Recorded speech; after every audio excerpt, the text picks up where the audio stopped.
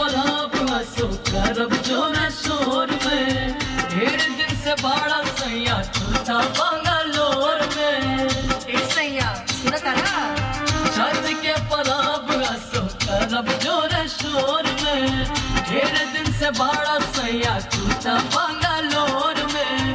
जल्दी से घरे चली आई हो चाची माई के मनैया, जल्दी से घरे चली आई हो चाची माई के मनैया। घटवा पे कोसी भरवैया हो चाची माई के मनैया, घटवा पे कोसी भरवैया हो चाची माई के मनैया।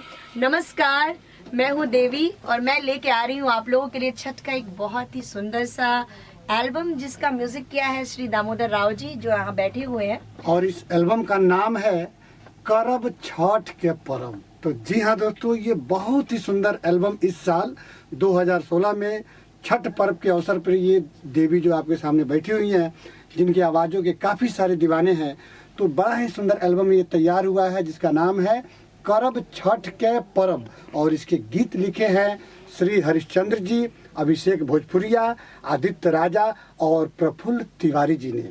तो आप इस एल्बम को साइन रिकॉर्ड्स म्यूजिक कंपनी के द्वारा देखेंगे और आप इसे देखिए, लाइक कीजिए, शेयर कीजिए।